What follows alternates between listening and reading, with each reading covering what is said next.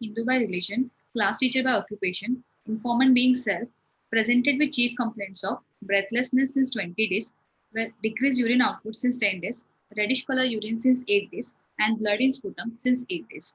Patient was apparently all right 20 days back when he had shortness of breath on exertion since 20 days, which was grade 1, which was gradually progressive in nature to an extent that it was present at rest also. It was associated with orthopnea. It was associated with cough, which was initially non-productive in nature and present on exertion with no diurnal variation and or positional variation. He noticed blood mixed sputum since 8 days, which was not associated with chest pain, palpitation, or any nasal discharge, sneezing, or previous seasonal variation. He also complained of decreased urine output since last 10 days, and as he used to pass urine only 3 to 4 times per day, which was worsened over days to 1 to 2 times per day, which was it was reddish in colors since 8 days, which was present throughout the micturition, painless, and it was not associated with passage of clot. It was not associated with any loin pain, abdominal pain, or a passage of stone during urine or straining during micturition or for the urine. On inquiry, he also gives history of swelling of bilateral feet, which was insidious in onset and gradually progressive in nature. It was pitting and it was present just above the ankle. It was not associated with any diurnal variation, abdominal distension, facial edema, chest pain, or any yellowish discoloration of eyes. He also gives history of fever, which was present 2 days back. It lasted for only 1 day, which was not associated with any chills or rigor, and it responded to antibiotic as he remembers the tablet paracetamol. On inquiry, he gives history of easy fatigability and decreased appetite since 20 to 30 days. It was associated with nausea, which was followed by 1 to 2 episodes of vomiting with food particles in it, without any blood stain or bilious staining. With all these complaints, he visited nearby hospital where he evaluated and told to have high blood pressure. As he remembers, it was 240 by 240 systolic, and he got admitted there and was put on oxygen support and nebulization. He was given some IV medication for blood pressure and investigation for cell. He was told to have very high creatinine level. As he remembers, it was 12 milligram per dl with low hemoglobin level. For this, he was initiated on dialysis on the same day, and he received 2 sessions of hemodialysis with 2 units of blood transfusion with it. Dialysis was done with an uncuffed HD catheter, which was inserted in right groin region, and it was removed after the dialysis. There was no history of any rash, joint pain, or alopecia, oral or genital ulcer, persistent fever, or abdominal pain. There was no history of any black color stool or bleeding from any other side. There was no history of seasonal allergy, asthma, or nasal crusting, recurrent sore throat, or hearing loss. There's no history of any numbness, tingling sensation, altered sensorium, or loss of consciousness or convulsion. There was no similar history in past, and there was no history of over-the-counter drug abuse like painkillers or any Ayurvedic medication. In past history, patient does not have any history of diabetes, hypertension, or asthma. No major medical or surgical illness. In personal history, patient is non-addictive with a normal sleep and bowel bladder habits. In family history, patient has history of her mother is hypertensive, which was detected at the age of 50 years, and she is on oral medication, and no any renal impairment is present. In family, there is no history of hematuria or any renal problem. Okay, so this is all your histories. Yes. So, will you sum it up in 3 lines? Yes, sir. So he's a 34-year-old male with no previous comorbidities, presented with subacute onset of renal failure associated with oliguria, painless hematuria, and respiratory failure, with hypertension and anemia. He received 2 sessions of hemodialysis with 2 units of blood transfusion. Okay. So, how have you concluded that he had respiratory failure? So patient came with breathlessness. Initially, he had grade 1 breathlessness, which was progressed to grade 4 breathlessness. So you And think he was presented with people who come with Nikita, people who Yes, come sir. with breathlessness are in respiratory failure? That's a wrong Not. conclusion. Okay? Okay, sir. So that you shouldn't say. You should simply say this is a 34-year-old male who presented with progressive breathlessness associated with cough and hemoptysis, and he also had hematuria, Yes, sir. right? Yes, sir. Is that right? Yes, sir. Right? Yes. And was detected to have very high blood pressure and blood values which needed dialysis. Yes, sir. Is that right? This is Yes. a short history, and this is what the chief complaints are. Now, tell me, uh, what do you conclude from these points in the history? So, unless the patient is having rapidly progressive renal failure, So, how have you concluded that he has uh, rapidly rapidly. progressive renal failure? So, as patient, he did not have any previous comorbidities, and now he has presented with oliguria, which was oliguria, which was progressed over the days of over 20 days, associated with hematuria, and other plus point was there's a increase in blood pressure, and the patient required You dialysis see, on the admission. Nikita, tell me, people with renal failure, is a blood pressure of 240 quite common, systolic? No, sir. And in patients of it is common, sir, in patients of patients with chronic kidney disease or acute nephritis patients. Which type of hypertension you will have blood pressure of 240 systolic? Malignant hypertension, sir. Yes. Which type of? That's it. It could be malignant. It may not be So, malignant 240, but it's almost malignant hypertension. So, which diseases do you tend to see such blood pressures? so That is in, why we will think in those diseases. है ना? If a yes, sir. patient comes with 240 systolic, well, you are not going to say he has CKD. How often? You must have seen thousands of CKD. When have Mhm. you recorded a blood pressure of 240 systolic? So when patient present with patient did not those patients who are not on compliant medications on antihypertensive treatment, so they can present with But uh, have you seen 240 systolic often in patients with CKD? yes, sir. देखो सोचना Patient. पड़ रहा है तो इसका मतलब नहीं देखा है ना? So now tell me, which diseases do you see such high blood pressures? This is what I'm asking you. So in cases of uh, renal artery stenosis or Very good. in So cases one of is देखो हमेशा ऐसे बोलो रीनोवास्कुलर hypertension, एक ये category हो गई. Okay. Which else? so in cases of scleroderma with crisis can have Correct. very high blood pressure. So scleroderma crisis. Two. Then which else? In patient of thrombotic microangiopathies, Okay. Chalo, I will give you. Oh, not bad. But you generally don't see such high, but you can. Agreed. What else? in patients of acute renal failure can also देखो can ऐसे present. Non renal cause भी तो सोच सकती हो निकिता, या हमने बस अब किडनी पकड़ ली तो we will never think of pheochromocytoma? Yes, sir. No, Yes, sir. है ना? तो renovascular hypertension, pheo, then of course microangiopathy I won't dispute because it is a type of renovascular hypertension only. No? Yes, sir. Right. So, if I tell you that he probably had this a pheochromocytoma and had a BP of this and has resulted in such high blood pressure resulting in renal failure. There is So but no uh, so there is no previous history. RPGN.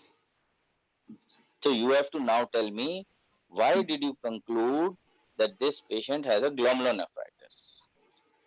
So for this for pheochromocytoma, did not have any history of previous any palpitation or any sweating or a history Very of good. thrombing headache. So that way we Episodic can rule episodes were that out. not. Yes. So why not vascular hypertension? So he was first time diagnosed with such a high BP, and So you must tell me what sort of a patient is a renovascular disease patient? Is it a male, young male? Is it more common there? So it will be more common in patients, like older patients mainly. Uh, the age Older patients, young more than girls, renovascular hypertension, fibromuscular dysplasia, young women. then of course what you are saying, right? Okay, sir. The elderly with atherosclerotic renal artery stenosis. He falls into neither of the categories. So you can No, say sir. I would not be too uh, inclined towards thinking of renovascular Renovascular hypertension. patient. Okay. Okay, sir. So now tell me what evidence in the history you have that he has glomerulonephritis. So patient is presented with the hematuria, one thing, So one is hematuria. hematuria, and Okay. followed by associated with hemoptysis also, and oliguria and high blood pressure. Hemo- how do you link hemoptysis to glomerulonephritis? So it can be present in patients of like pulmonary renal syndrome, which are in So cases one is of yes, uh, one is good pasture syndrome. good Passion Okay, syndrome. chalo, And chhod do second, usko. also in This cases is of not what you see normally. Suppose a yes, sir. patient of 34 years with a blood pressure of 240 comes and has hemoptysis. What will Mm. you think? So it is pulmonary. Like patient comes with hemoptysis, and it is pulmonary edema causing for the Correct. normally it So causes the the for commonest the cause is a yes, it's pulmonary a edema, pulmonary failure. pulmonary edema, which is the cause of hemoptysis. So we don't Yes, sir. go by that. But what is unusual in this that there is a short history, and why will you say that it is probably not? How will you argue that it is not pulmonary edema, which is the reason? So because he did not give in history of being frothy, like the No, no, not one that. thing and second. How will you explain such low hemoglobin? If you Yes, are sir. saying Also, that he is a 20-day history, hmm. right? Yes, And sir. what does that mean? I mean, That acute, means that it's there is subacute onset. pulmonary hemorrhage. Right, sir. Unless there is a hemorrhage, this amount of hemoglobin requiring 2 units of blood transfusion during dialysis in a young male. Hmm. Yes, So sir. I am trying to only help you say that this is probably good pasture syndrome. है ना? Yes, sir. So the way how do you exclude vascular disease? I've told you. How Yes, do sir. you say that this hemoptysis is not likely to be pulmonary edema? It's a little more than pulmonary edema. Yes, sir. But the process was going on like, Yes. quite long time. Unless we say that this is CKD, Hmm. what do you have against CKD in it? So Because in that is this, what you missed in your so history totally. yes, sir. You haven't told points which will exclude CKD. Because this because the patient started having like having this symptoms since almost 20 to 30 days only and not Is that unusual in Indian patient? CKD no, sir. patients In come with patients, history of 2 days history, 1 week history, and you do ultrasound the small kidney, yes, sir. 6 centimeter kidney, and the creatinine is 24, and they started having nausea, vomiting, and we detected 24 creatinine. Mm. So, but तो then history the duration से normally नहीं फर्क पड़ेगा. That is why you should have asked in the past history, or in the you should have there's no mentioned history that of diabetes, hyper like previous history of no, that diabetes 34 year में diabetes से कहाँ nephropathy होती है बेटे, with है ना? hypertension or any other component was not हाँ, present. so what complaints would you have asked? Nobody would check blood pressure unless you have a problem, right? So the history of क्या History क्या of history any पूछोगे? so in hypertension patient may have history of देखो headache. 34-year-old male के संदर्भ में पूछना है. You have to ask in the context of your patient. 34, yes, sir. So So what history will of you ask? headache or any history of headache or history of like decrease. The patient नहीं, might go to the मैं बताऊं तुम्हें. देखो निकिता, तुमने ये point miss किया है, but कोई बात नहीं है. We are here to learn only. One, you should ask any past history of renal disease in childhood or young age. Number one, कोई edema तो नहीं हुआ था, yes, right? sir. Number Yes, sir. two, history of nocturia. क्या कुछ सालों से were you getting up in the night to pass urine? Nocturia is often a feature of chronic kidney disease. Okay, sir. Then, was he doing normal physical activity? or was he getting fatigued by the end of the day?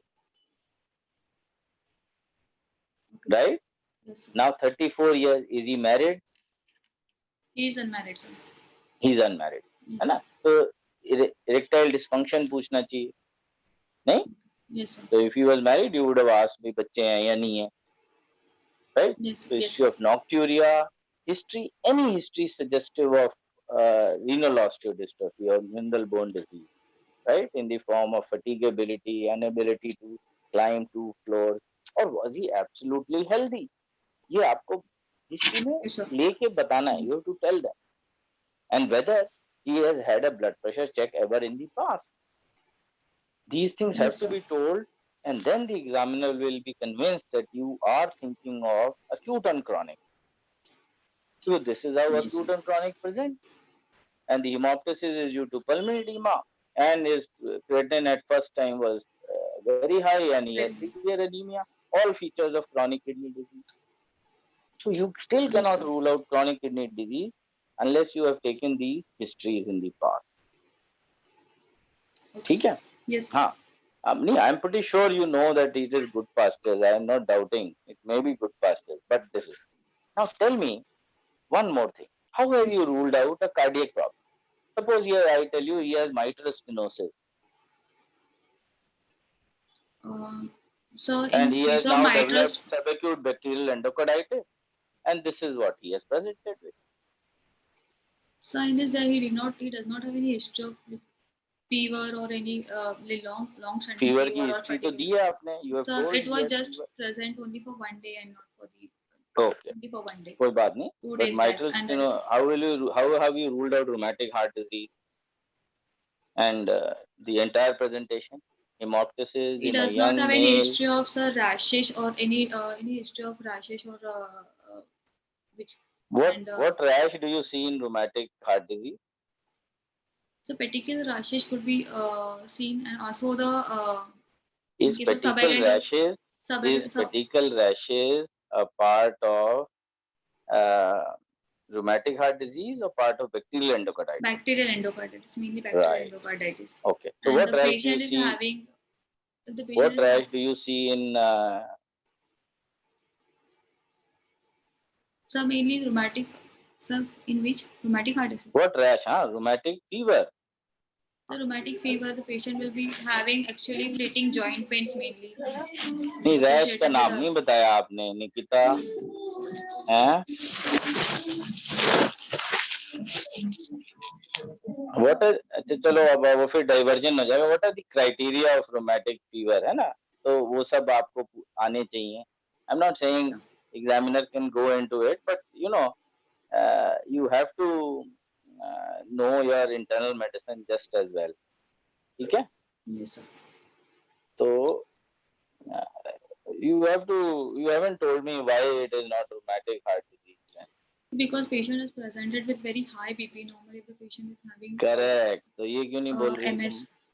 हाँ, rheumatic. हाँ, अगर mitral stenosis होगा इतना blood pressure कहाँ से आ जाएगा? Yes. है ना?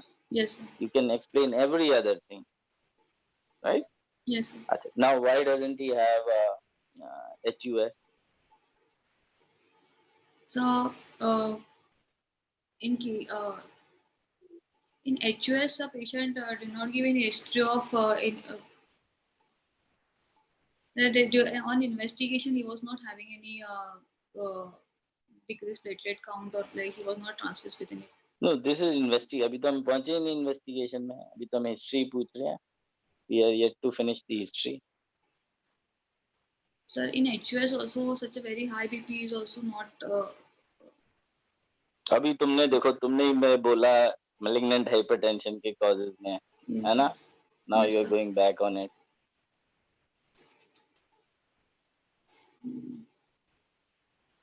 है ना? My point is, this is my appeal to all these students that I know they know the case and they read only that part. But there are differentials in any case, right? Okay.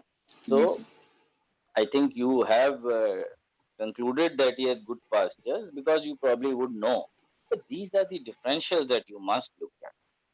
You can't look at isolated one thing. Breathlessness, hemoptysis, renal failure is equal to good fast. Good. No, right? There are a lot of other things. Okay. Okay, sir.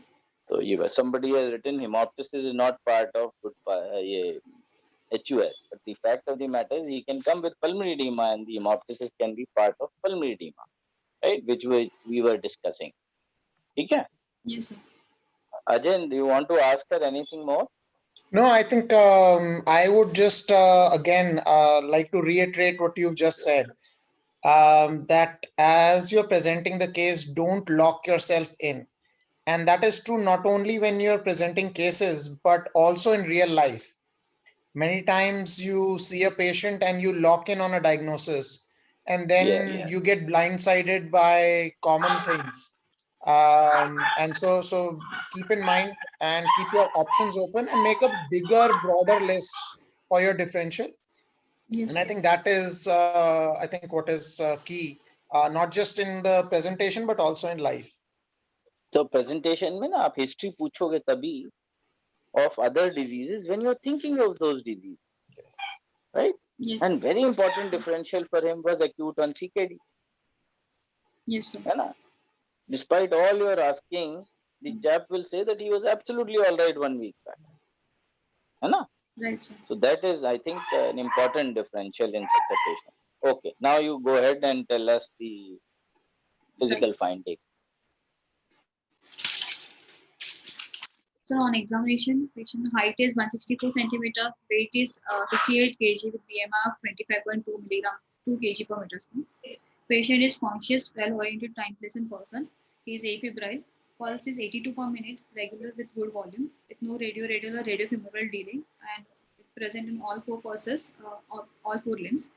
BP was 162 by 92 mm of mercury in sitting position in right arm.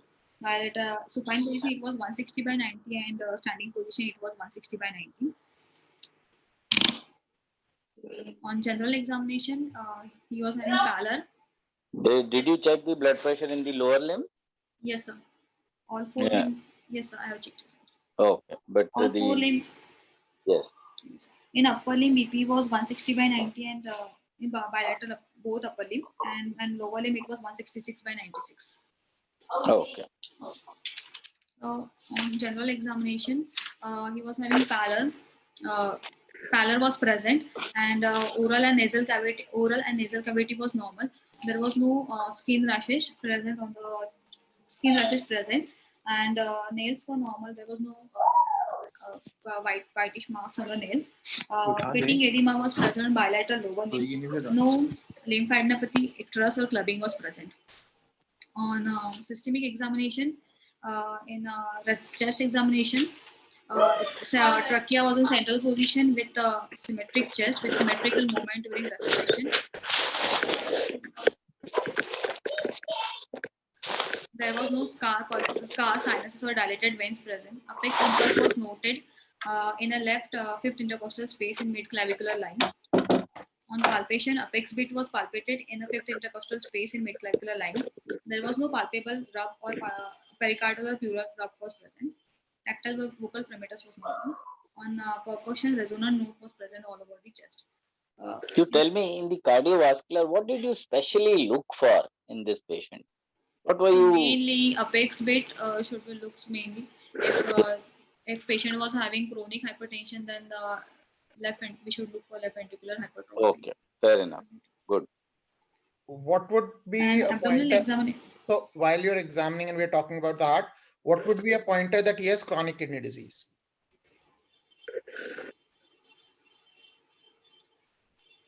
So let's say this is a 30-year-old who comes in, like Dr. Saxena was saying, he comes in with a creatinine of 12 and symptoms of 1 week, but you do an ultrasound and his kidneys are 6 centimeters. So on cardiac examination,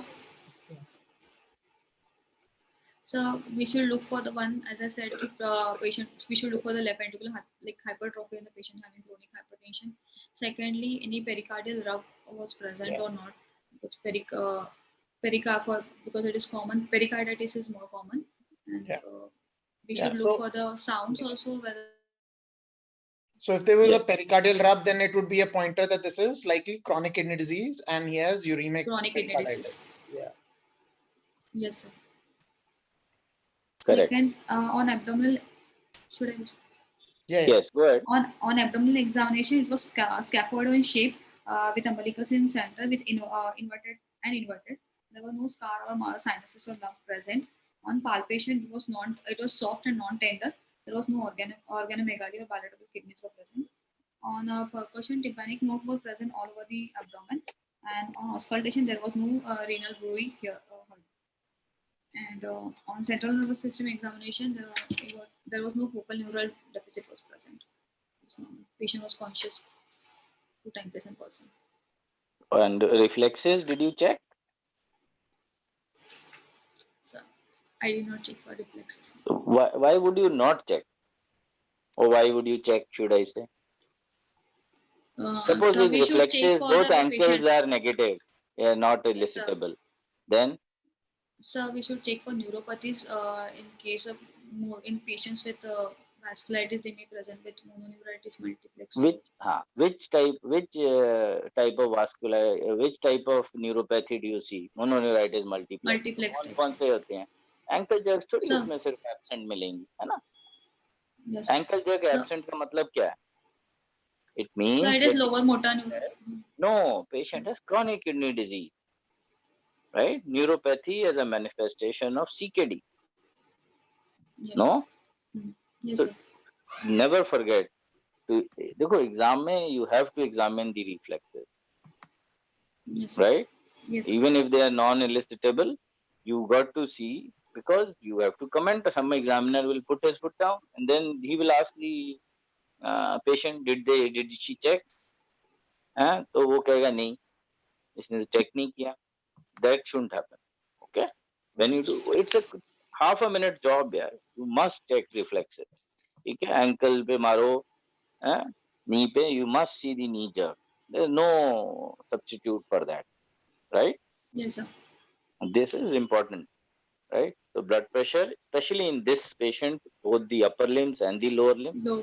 Yes. then the apex beat, then the pericardial rub, then bruit. Now tell me, Nikita, where is the renal artery bruit heard? So it is heard on the paraumbilical region mainly. Just 2 पैराम्बलाइकल centimeter. कहाँ पे? Two, sub, नीचे ऊपर so 2 कोई centimeter. Surface marking होती है renal artery की? Not as such, but sir, it should be Not as heard such. 2 Come on. cent.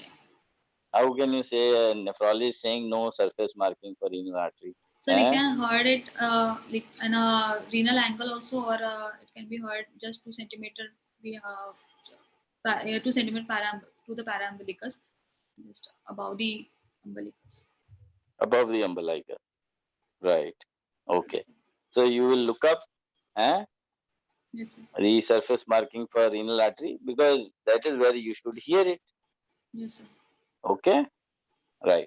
So renal bruit, then any other arterial bruit, right? Because Yes, sir. aortoarteritis, he could have aortoarteritis. So Yes. in a given patient, you will have to do this. Not in any other patient. Suppose a post-transplant, then nobody is bothered. कि भाई bruise तो नहीं कहीं सुनाई दे रही हैं या कोई nephrotic syndrome है, then you are not looking at. But in a patient where a differential of such a high BP can be renovascular disease, then you have to look at all the vasculitis. It may be just pure renal fibromuscular dysplasia or it could be part of aortoarteritis. Right. है ना? Yes. So you will have to look at all the bruise. And in the CNS examination, any evidence of Reflexes.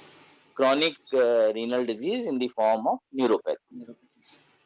Right? Neuropathy of vasculitis is very different from neuropathy of chronic Chronic kidney, kidney disease. right? Yes. Neuropathy of vasculitis is asymmetrical. Neuropathy of vasculitis is generally mononeuritis multiplex, whereas CKD it is symmetrical and mainly involving the sensory motor Sensory neuron. motor. Correct. ठीक. Right? So Yes, this is how your so has your examination, have you done the fundus examination?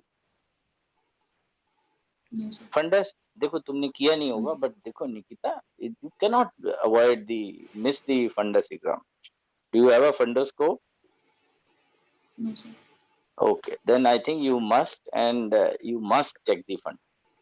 Diabetic में तो Yes, आपको sir. Diabetic retinopathy ढूंढनी ही पड़ेगी. That Yes, clinches your diagnosis, yes, sir. right? So you must be familiar with examination of the fundus, and especially when you have a recent BP of 240 systolic, you Yes, have to rule out. You can rule out chronic hypertension. You can rule out malignant hypertension by yes, doing a sir. fundus examination.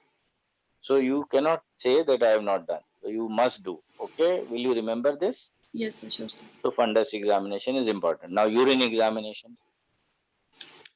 In urine examination, the dipstick, the protein was 2 plus, and RBCs, it was, sorry, color of the urine was mainly, it was reddish in color, and on dipstick examination, protein was 2 plus, and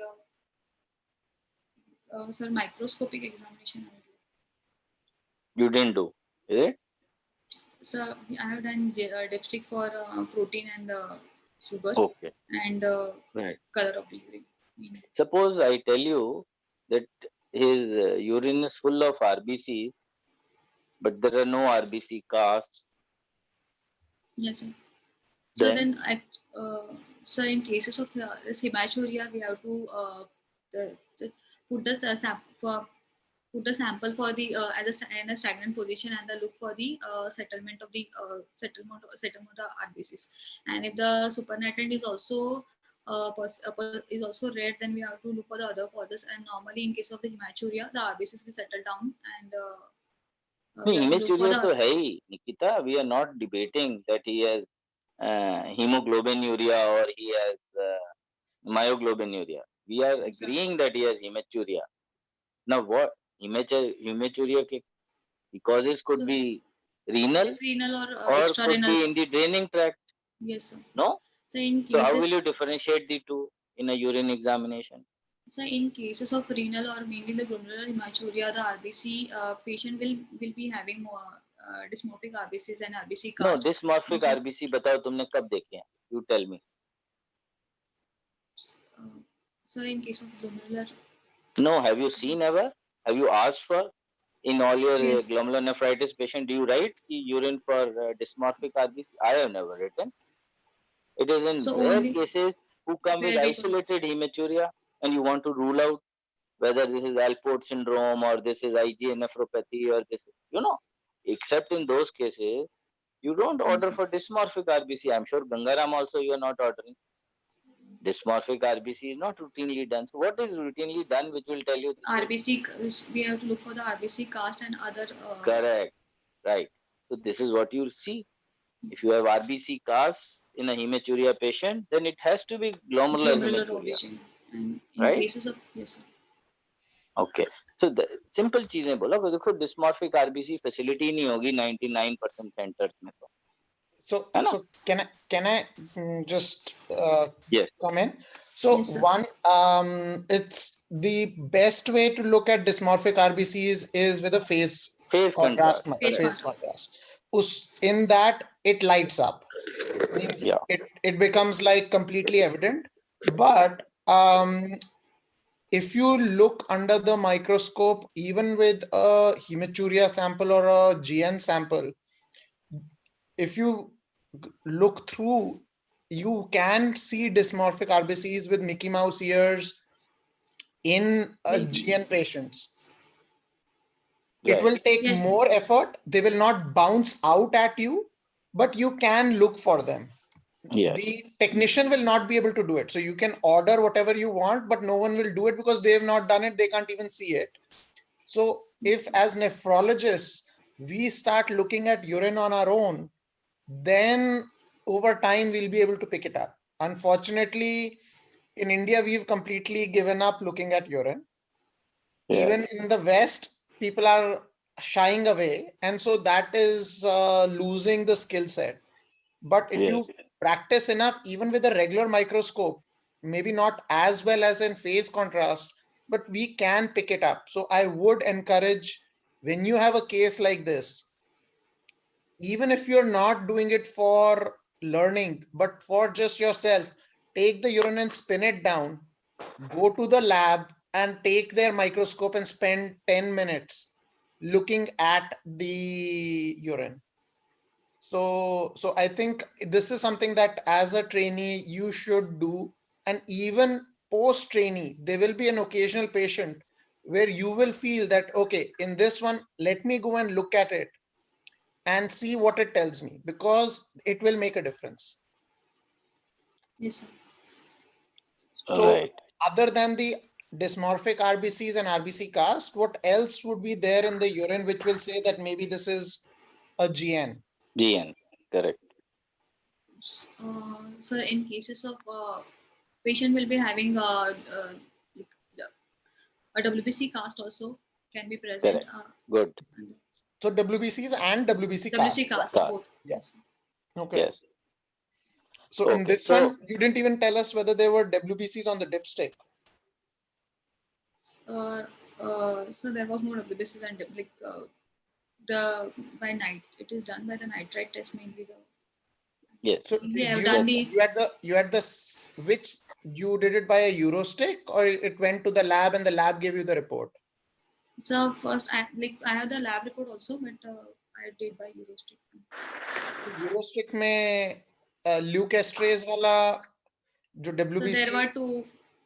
So I have the strip with the two strips with one for the glucose and one for the protein. नहीं, तो फिर तो उसमें blood भी नहीं बताएगा। फिर आप ब्लड तो देख के ही बता रहे हो, खाली रेड कलर पे बता रहे हो। Yes, sir. तो फिर वो ब्लड कैसे मालूम है कि वो ब्लड है? वो तो रेड कलर है खाली। So that was present. That was present lab report mainly. The It RBC. was in the so वो तो फिर लैब रिपोर्ट में, तो लैब रिपोर्ट में जो WBC भी होगा फिर। Yes, sir. WBC in lab report was 0 to 2 only. 0 to 2? Yes, sir. वो तो फिर ना के बराबर है। Okay. Yes, sir. And there was no cast in. There were no cast. Okay. Yes, sir. So that's a little unusual. So lab report showed only 0 to 2 WBC. चलो ठीक है. चलो ठीक है Ajay. Now you can go ahead. Okay. So now with this, what is your summary and what's your differential? So summary, so 34-year-old male with notorious comorbidities presented with subacute onset of renal failure associated with oliguria, painless hematuria, and progressive breathlessness with hemoptysis over a weeks with hypertension and anemia, who received 2 sessions of hemodialysis and with 2 units of blood transfusion. I would like to, my diagnosis is acute kidney disease with etiology being rapidly progressive glomerulonephritis, most probably secondary to vasculitis. I would like to give differentials for that. One is first is ANCA vasculitis, second is IG glomerulonephritis, and third is anti-GBM disease. And pathology being crescentic glomerulonephritis with secondary hypertension and anemia. Wow. So आपने तो बिल्कुल वो जो होता है target के बिल्कुल बीच का बीच पकड़ लिया.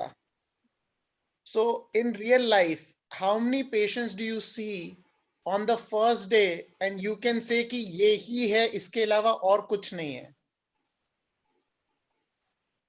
Very less. है ना? So डॉक्टर सक्सेना और मैं यही कह रहे थे, बिल्कुल आपने अर्जुन की तरह आंख, वो चिड़िया की खाली आंख पकड़ ली है, बाकी कुछ नहीं दिख रहा आपको. So it will be fine for some patients, which will be like 2% of the patients that you see in real life and 2% of the patients that you see in a case. Majority of the time, this will not be what you will find. And what will happen is you will lock in completely on one diagnosis and you will miss everything else. So don't lock in that closely. I would suggest, say, rapidly progressive GN is my first differential. Inside RPGN, fine. Whatever you said is fine. Presentic IgA, ANCA, anti-GBM. My second differential is, third differential is, fourth differential is, and fifth differential is. After So, history and after exam, absolutely have 5 differentials. Don't lock in on one. तो so I If would you Nikita, lock like to give a if you second. lock in on one, तो Yes. Examiner के मैं as examiner मेरे दिल पे ठेस पहुंचती है कि इसने एक पे अटक गई, इसको या तो पहले से केस का मालूम है या ये लेफ्ट राइट सोच ही नहीं सकते हैं। देखो एग्जाम The में तो केस second, मालूम नहीं होगा निकिता तुम्हें, है yes, ना? नहीं, इवन इफ मालूम है, इवन इफ उसमें और कोई डिफरेंशियल नहीं है, तो वो कहेगा मालूम है इसको, हाँ हाँ, बिल्कुल इसको किसी ने असली की रिपोर्ट पकड़ा दी बता दिए, हाँ या बायोप्सी की रिपोर्ट दिखा दी। so my second and third provisional diagnosis should I say? हाँ, बताओ आप। So second diagnosis would be acute on chronic kidney disease, and Okay. third will be malignant hypertension with thrombotic microangiopathy. Okay, so thrombotic microangiopathy and acute on CKD. Okay, so CKD का stage आप क्या बना रहे हो? So now the patient has come with patient has presented with the creat of 12 and the patient required dialysis. And so it is stage 5. So because when you say acute on CKD, most of the time people will say what stage of CKD. So usually you're now talking uremic and stage 5 kind of, and the acute Yes, sir. component might be a small component on that. Okay. Yes, sir. Any other differentials that you would want to put? Let's say this was a 30-year-old female instead of a 30-year-old male. Yes, sir. So SLE lupus nephritis would be the another cause So with the lupus malignant. nephritis, yeah. So lupus nephritis would be one of them. Other differential will be renovascular patient presented with a hypertension. So renovascular hypertension, like as the sir said, renal artery stenosis or a fibromuscular dysplasia. Yeah. So again, Yes. if this was a 30-year-old female, then Female. yeah, Yes, sir. fibromuscular dysplasia would also be there. Okay. Yes, sir. Anything else that you want to add on this list? So another, if then again another cause will be the systemic sclerosis with the scleroderma crisis, Okay. was presented with the TMA and then finally rapidly progressive renal failure. Okay. And other differentials now not in this scenario, but patients with acute interstitial nephritis with mainly the drug-induced nephritis can be presented with the rapidly progressive renal disease. Okay. So in terms of workup, what workup do you want to send for him? So in this, I will first a urine routine examination, then the complete hemogram with hemoglobin, TSG count and platelet count, and ESR. Then I would like to send complete renal function test, including the serum creatine level, serum they sodium दिया, potassium. KFT दे दिया, पूरा दे दिया आपको आगे. Yes, sir. Total protein albumin. Yeah. Yes, sir. And specifically with this, we would like to see the C3, C4 level with other markers like ANA, ANCA, P-ANCA, C-ANCA level, P-ANCA, C-ANCA, and VSDNA with mainly these three, and anti-GBM antibody level. Okay. So Secondly, ये सब तो 4 दिन के बाद आएंगे. So yes, sir. CBC, KFT we'll get. Yes, sir. What else? So then we have to see for the X-ray. In a chest X-ray should be done immediately. Okay. We have to look for any hemorrhagic, in cases of whether it is flash pulmonary edema or some patchy markers are also present. Could be suggestive of pulmonary hemorrhages. Then we can go ahead with CT scan also if required. Then again we have to look for the ultrasound, look for the kidney sizes, and any maintenance of SEER, whether the corticomedullary junction was maintained or not. And Doppler studies to look for any renal Doppler study mainly to look for any stenosis of the artery. And these were the main, and ECG ECG also to look for any left ventricular hypertrophy or any really left ventricular hypertrophy. Okay. So from all of this, the C3, C4, ANA, ANCA, anti-GBM will take 4 days. Yes, The sir. CBC, you have one, you can tell us what the CBC is, CBC and KFT is. Otherwise, we'll make one up and we'll go from there. So I have report. Okay. So CBC, this was on the day of admission actually. Okay. CBC was 8.1, TLC count 11,000, and platelet So count his was hemoglobin 1,70,000. was, so let me just back up. His Yes. hemoglobin was 8 and he got 2 units of blood for 8. So before this was on the day of admission to the Gangaram. Previously he got Okay, so before the 2 that units before were, this yes before the 2 this units were were units were outside given. before he got admitted to you. Yes, sir. Yes, sir. Okay. And creatine level was 11.1 milligram per dl. Sorry, could you tell the WBC and platelet? I skipped that. So HB was 8.1, TLC count 11,000, platelet count 1,76,000. Okay. Yes. And creatine level was 11.1 milligram per dl. With sodium potassium was 138 and 4.3 milligram per liter. So should I go on? Calcium, phosphorus, sure. सब बता दो जो आपको चाहिए ही सब बताते जाओ. I don't have other. अच्छा, कोई नहीं. Okay. So I have LDH level, which was Okay. 950. With Okay. C3 was 899, C4 was 331. Okay. His ANA, DSDNA was negative. His Okay. anti-GBM antibodies were negative. Okay. And, ये तो ESR, anti-GBM तो बताओ नहीं, anti-GBM Enka भी नहीं बताओ, वो 3 दिन के बाद आएंगे. okay, sir. His हाँ. ESR was 120. Yeah. And So you ordered the ESR, you asked for it. It is 120. Yes, How does yes, it help you? So after correction, like after hemoglobin correction, also ESR it is on the higher side. It could be high in the cases of chronic kidney disease also, or it could be high in cases of patients with systemic vasculitis also. So my question is, how did it help? Because you specifically asked for ESR on your list. So did it help you?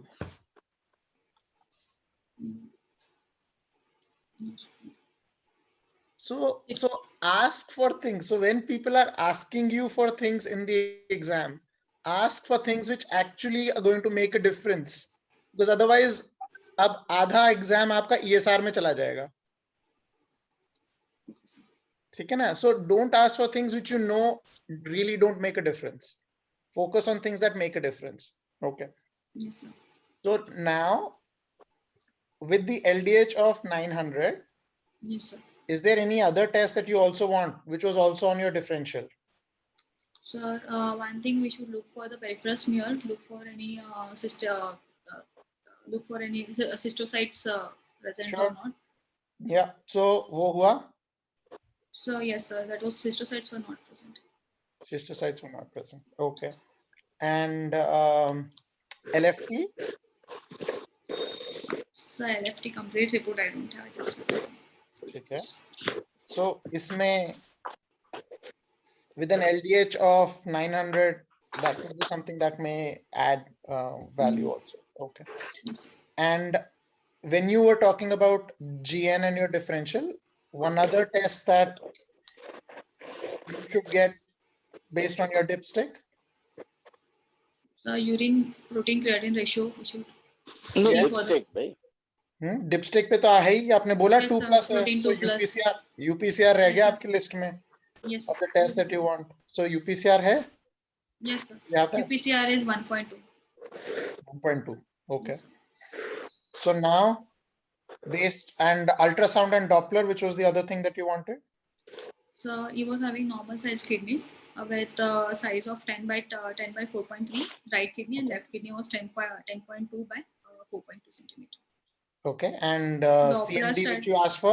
CMD was maintained, sir. Okay. And Doppler? Doppler, there was no it was normal. There was no stenosis or increase of flow.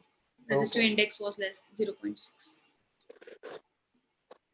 क्या? Resistive index was normal? 0.6. ये I find that a little hard to believe. I don't know if Dr. Saxena would want to comment. With this level of renal dysfunction, it's unlikely that the resistive index would be normal. Correct.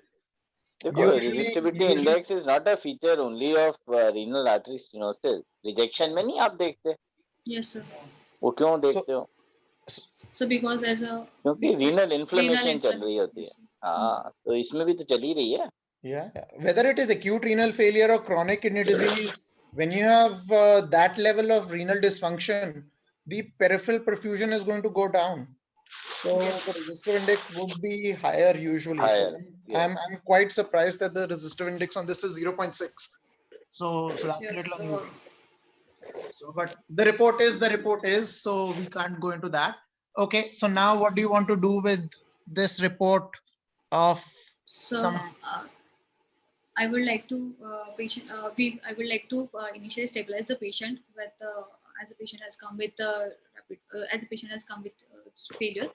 So first start on him on dialysis and stabilize the patient. And then दो dialysis तो हो गए. Yes, sir. So, but when right he now, had when come, you I would like to go because I want to I would like to go ahead for the renal biopsy, and the Okay. patient's creatinine level was 11. So, so how do so what do you want to do? So this patient is here. He is come to Gangaram in the high hopes that Nikita is going to save him, and he's had 2 dialysis done at a local place. So what do you want to Yes, do sir. for him today? So initially dialyze the patient as on the day of admission only is at creatinine level was 11.1, and then second on the next day I would like to go ahead with the renal biopsy. And, so why do you want to dialyze him on the first day and biopsy on the second day, and not the other way around? So because with such a high uremic such a high creatinine level, the patient may have high chances of bleeding, platelet dysfunction, platelet dysfunction. So one dialysis is miraculously going to decrease his bleeding risk? No, sir, but his not miraculously, but the risk of bleeding will be on the lower side compared to. Is there data that one dialysis dramatically decreases dialysis kidney biopsy bleeding risk? No, sir, that's it. So because what? his dialysis because when he had come with the 2 dialysis, but after like 2 days of that he had come to.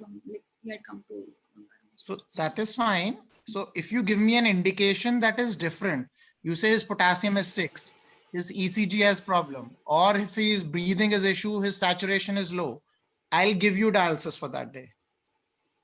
But if you just say that he needs dialysis because I don't want to dialyze him with a creatinine of 11, there isn't any evidence for it. So again, this is something for everyone. Whenever we do something which everyone may be doing it, doesn't make it right. So please question your consultants. Please question us.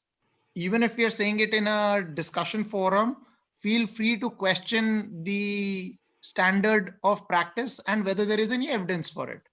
So if you look for bleeding risk in kidney biopsies, ultrasound guided with current evidence, bleeding risk is very low. There was just a recent article, I think Jason or C. Jason as well, which had a case series of a lot of patients who got kidney biopsies with renal dysfunction.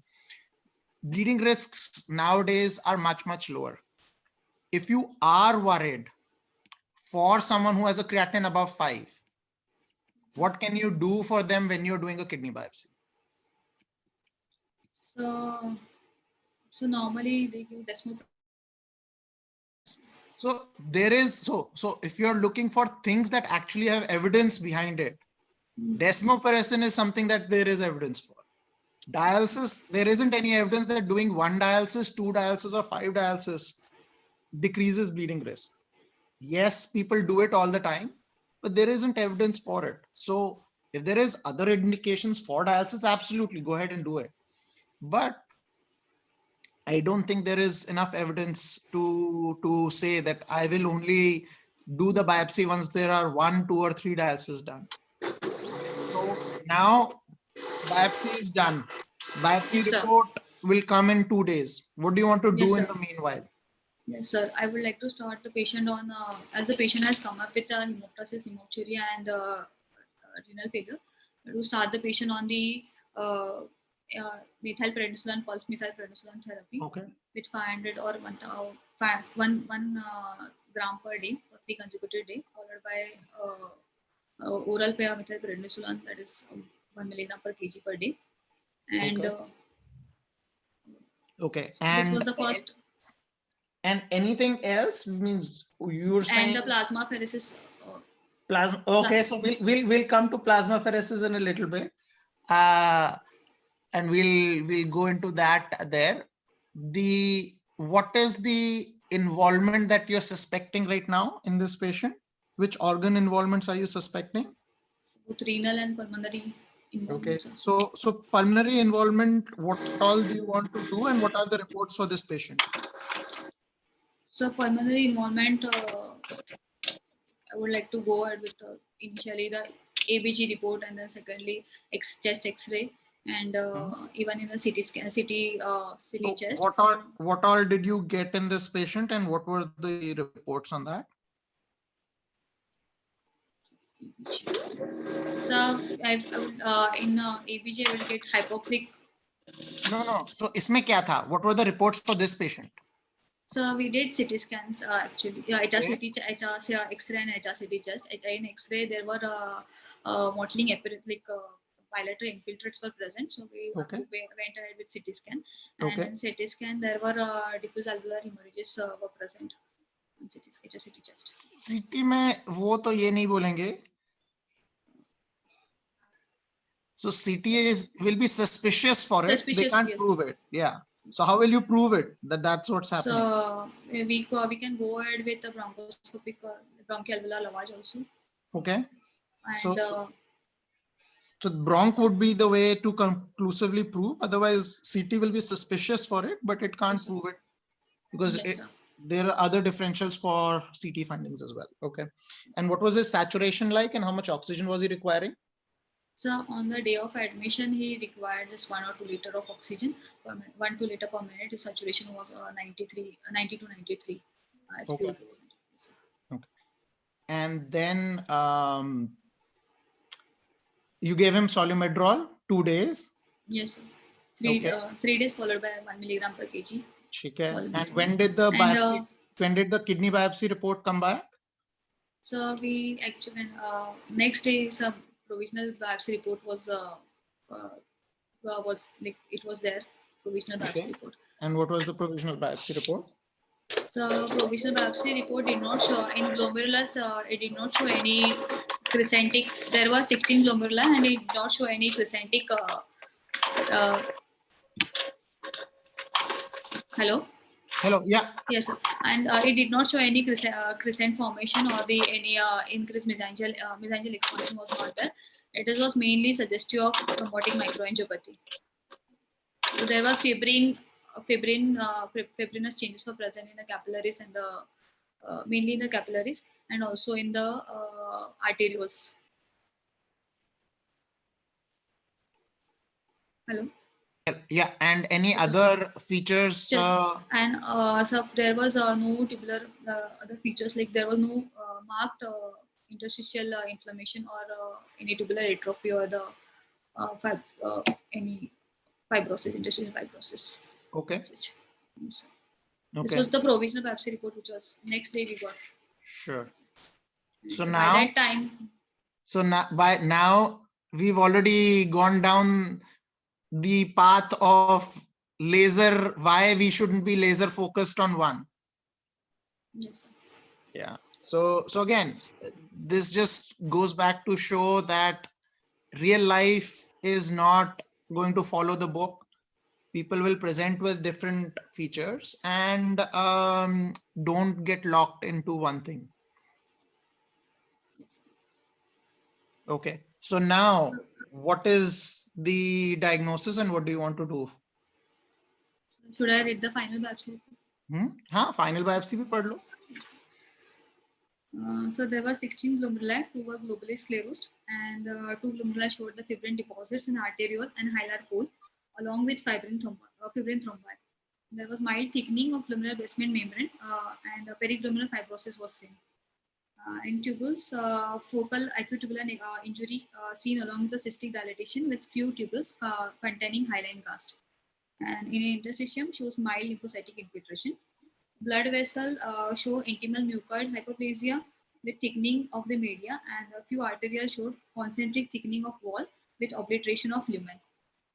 And there is mild interstitial fibrosis with tubular atrophy involving less than 10% of cortex. In IF finding, IM deposits were seen in the wall of blood vessel and arterioles, and IgG, IgA, C3, C1q, kappa, lambda were negative. Okay. So this was completely suggestive of thrombotic microangiopathy. Okay. So then our diagnosis, like like with this, the patient initially on the first day patient has got patient received plasmapheresis also actually, and then we did not go ahead with plasmapheresis. First day of admission to Gangaram, he got plasmapheresis as well. Yes. Before the biopsy. Yes. So they already knew he had TMA and they gave it for that, or they were giving it for ANCA vasculitis? So suspecting ANCA vasculitis initially. Okay. And pulmonary renal syndrome, so suspecting pulmonary renal syndrome. Just pulmonary anti-GBM. Yes, okay. anti-GBM. Anti-GBM disease. Okay. Yes. Okay. So we'll come to anti-GBM. The role is clear. Let's say this is ANCA vasculitis. So what's the role or current status for plasmapheresis in ANCA vasculitis? So as it is not if we compare the plasmapheresis versus the pulse corticosteroid, then it is not so useful actually in patients of ANCA vasculitis with that. So this is based on? This is based on MAPEX trial, which was no. So what does MAPEX show? So in MAPEX they have given the plasmapheresis and and it was compared plasmapheresis versus the pulse corticosteroid, and and what did they find? They did not find any superiority of plasmapheresis over the pulse corticosteroid. So second. So MAPEX showed for people with creatinines more than 5.5, there is benefit for using it in terms of decreased incidence to end-stage renal disease. So that was what MAPEX showed. Then now Pexivas came. Yeah, so Pexivas is now the new trial which came, and in that the cutoff was different. In Pexivas, the cutoff for creatinine was 3.5. Okay. And in that, everyone, when you pool everyone together, the evidence is not there for either mortality or end-stage renal disease. So if you follow just that, then you could make the argument that plasma exchange is not recommended at present based on Pexivas for ANCA vasculitis, whether for pulmonary hemorrhage or for renal dysfunction. So that is something that you can say and everyone will be okay with. I will put my caveat in there. I don't know what Dr. Saxena feels about it. So I'll let him comment on it as well. In Pexivas, if you look only at those who had criteria of pulmonary hemorrhage or a creatinine 5.5 and above or requiring dialysis, so the numbers were much smaller. The benefit was, if you look at the outcome, the benefit was still, odds ratio was 0.77. So there was a 23% benefit, but it didn't reach significance, statistical significance. So there could be an argument that could be made that this was clinically significant benefit for ESRD, but did not reach statistical significance. And so the trial Pexivas was underpowered for those with pulmonary hemorrhage and for those with creatinine more than 5.5. So if you still want to give plasma exchange, you would have to make that argument and you would have to fight with your examiner. So I would suggest using Pexivas and saying plasma exchange is not needed. And that will be easy for the exam. The reason I'm bringing it up and saying this is because in real life, when you see your patient, you have to make an individual call. In which case you should go into the study, review the data yourself and make up your own mind. Or what do you think is relevant and how you want to treat your patient. Yes, sir. So which is why I'm bringing it up for real life. In the exam, it is easier to defend this is going to be hard. In the exam, say Pexivas, conclusion is It is not like it is not. it It did is not not. show any. It did not show any benefit. That is easily defendable. So, Dr. Saxena, any thoughts or comments on Pexivas and its implications? Hello, is sir there? Or... Oh, I think sir might have left. Okay. So basically, Nikita, I would agree with what exam you have to be standard, but otherwise in your real life practice, you don't base on just this. You also base on the pocket of the patient, facility Yes, available with the hospital, expertise available with the hospital. No? Yes, sir. So uh, I would offer such a patient a plasma pheresis. There's no question on that. But uh, justified, that is tough to justify. That is the only right. But all Yes, of us do a lot of things which we feel in our experience we've done. Some people question you, why did you give solumedrol? Why didn't you wait for the biopsy? 2 days is not going to finish off the kidney, right? Yes, sir. Right? Like for rejections, we often wait for the biopsy to tell us it needs more immunosuppression. है ना? ये बात है. Yeah. So the other thing I would say is that before doing, you must qualify that before giving solumedrol or plasmapheresis, you have ruled out infection, Infection. right? Absolutely. Yes, sir. Killer in our patients, right? So now, what's your diagnosis for him and what else would you want to do for him? So now the patient, after biopsy report, sir, patient has a case of rapidly like acute kidney disease with thrombotic malignant hypertension with thrombotic microangiopathy, and I would like to with severe anemia. And, next, so we So what should do you look want to out for do? the causes of the malignant hypertension in this patient. And So what's the cause of his thrombotic microangiopathy? so we should look for the atypical HUS ligature. Yeah. So because okay, so atypical HUS. So what would you do? Like go for the complement study. Mainly in this patient, the complement C3 was slightly low. It was 899 milligram per liter, and C4 was normal 331 milligram per liter. And so we should go ahead with the complement factor study, complement H, complement I level, and and antibodies to the complement. Okay.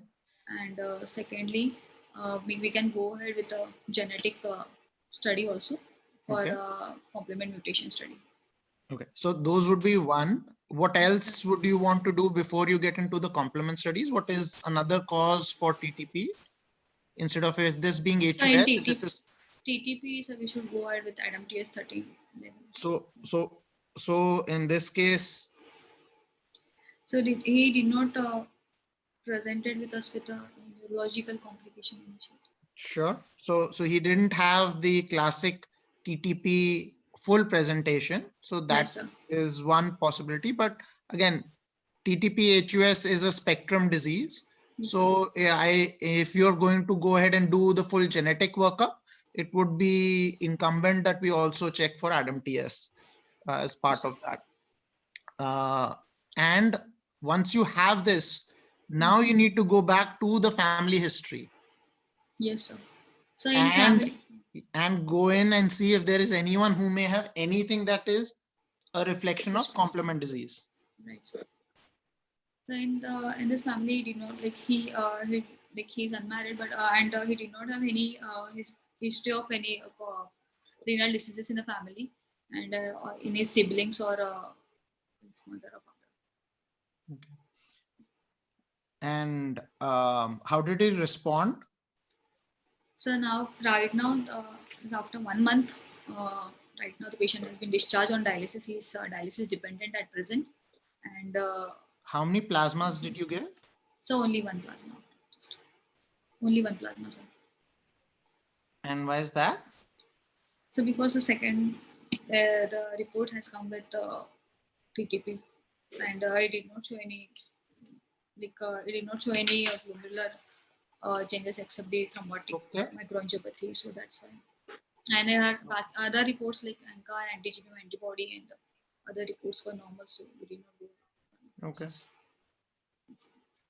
And then he was maintained on he's maintained on the low dose steroid right now, which was tapering at present because he was started on oral steroid. So what's the possible treatments for HUS or TTP? So right now there is as such there is if it is genetic mutations are present, there's no as such No, except there the are treatments. C5 We may except not be yes sir able to give some of them eculizumab. here, but there are treatments available. Yes sir, eculizumab can be given in the patient with Okay, C5 so inhibitor. eculizumab would be one. So now let me say this is an inhibitor that is there. So what would be the treatment for an inhibitor patient? Someone that has acquired inhibitor which is causing this. So go ahead with the plasmapheresis. Yeah, Yes. so plasma exchange is the treatment of choice for someone who has an inhibitor which is causing this, and this is an acquired, not a genetic disease, but an Yes, sir. acquired disease. So Yes, sir. so in my mind, if he can afford and it's possible, it would not be unreasonable to continue to give him plasma exchanges. So I was going to say he got lucky and he got the plasma exchange as bonus for ANCA disease when he didn't have ANCA disease. But it would be something to consider to continue to do, because this is a salvageable kidney. Yes, sir. This, based on the kidney biopsy, his IFTA that you said is less than 10%. Less than 10%, sir. Yes, sir. So if we can reverse the continuing TMA, Yes, sir. this is salvageable. Or have you people given it up? कि छोड़ देते हैं अब कोई बात नहीं. No, sir. It seems you people No. have given up. मुझे तो यही लग रहा है. No, sir. Actually, the patient had initially he was admitted in private other hospital also. Then he had come to Gangaram hospital also. Then he was not initially ready for a plasmapheresis also. Then Okay. after one Right. plasmapheresis, he was posing for. ठीक है. Yeah, because if so, again, there are in India, there are patient, financial, convincing, all of those are issues. But if this was, we take all of those issues out, Yes, sir. till you know for sure that this is either genetic or that this is possibly inhibitor, and this is data that Dr. Bagga has from AIMS. I think probably the best one, where it's more pediatric literature, but he's shown that they have a lot of pediatric patients with atypical HUS, and a lot of Indian ones, much higher rates than in the West, have inhibitors, and you do plasma exchange and they do recover. So that is something that we should consider doing, because that's something we can do in India. Eculizumab we don't have, so we can't do anything with that. But at least for those patients, we can kind of try that. Yes, sir. Okay. So now you've given up. He's on dialysis. He's 34. Yes, sir. He says, "Ab main kya karu? Main to mar gaya." So right now he's on dialysis, and he wanted to go ahead with other treatment. Finally, he will be continued on dialysis, and after maybe transplant is the another option. Okay, so he comes back and says, आपने तो बोल दिया ये kidney गई. He's Yes, sir. been on dialysis for 3 months. Kidney doesn't recover. So now, what are you going to offer transplant to him, and what kind of transplant are you going to do for him? So in this patient, if we are suspecting atypical HUS, then we are not given the plasmapheresis again. Then there are high chances of recurrence after the transplant, high chances of graft loss after the transplant. So are you offering transplant or are you not offering transplant? So until and unless we are sure about the final diagnosis, this is whether it is genetic or not. Okay, so that's a fair call that you can say that we will do for anyone with HUS at his age. Before we take him for transplant, we'll confirm his genetic and yeah, so yes, complement factor mutation workup will be done, and that is fair. You can ask for that. These days it's not very expensive. You can get that done somewhere between 15 to 30,000. Yes, sir. You can get all of that done. So a transplant is 6 lakh and it's a living donor transplant, and someone is going to end up with 1 kidney less. So it's absolutely fair to say that without that, we will not take them for a transplant, and kind of making sure that that's done. Okay. What else would you want to do for him while he's on dialysis? Anything else? Right now, I would like to vaccinate the patient okay, as he is on dialysis, and then make a permanent AV fistula, permanent access for the dialysis.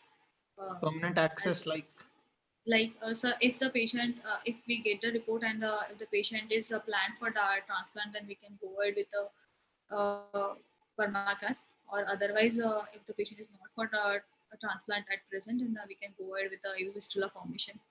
अभी तो इफ्टा 10% है, थोड़ा wait नहीं करना है. So if fistula ही बना दोगे 10% पे ही इफ्टा पे. So we can wait till 3 months if the yeah. So this is, so again, you're not treating his TMA, but sometimes TMA may disappear on its own. If this is an acquired inhibitor, sometimes they may disappear on your own. But yeah, chances are low if you're not treating and he's not going to follow up with you or follow up anywhere, then that's going to be a hard thing to kind of manage. Okay. Questions from anyone else? There's a chat, and the chat people have typed some along the way, but any other questions or comments that someone in the audience has?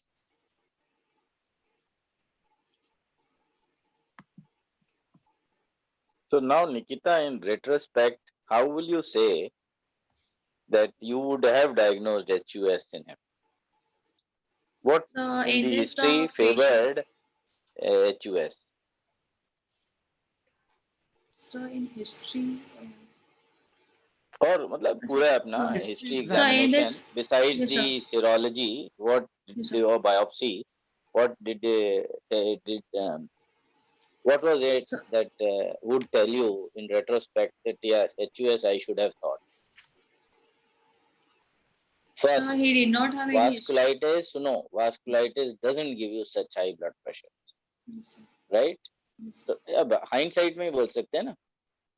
So vascular disease gives you such high blood pressure, which would be FMD versus HUS, right? That is why I asked you the question, such high blood pressure, how often do you see in CKD?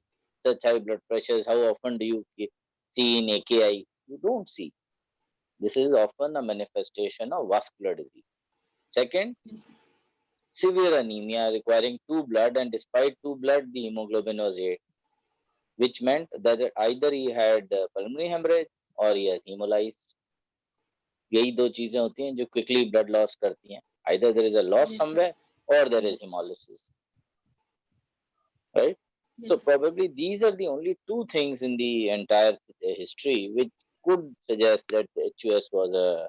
So now remember, for future, if you have such high blood pressures, vascular disease should be your first thought, and if you have severe anemia, you should look at bleeding somewhere versus hemolysis, unless it is CKD. CKD you can well present with 6 hemoglobin, right? Yes, sir. I think that's it. Ajay, anything else? No, I think, and again, this again highlights what Dr. Saxena had said before, and I had said as well.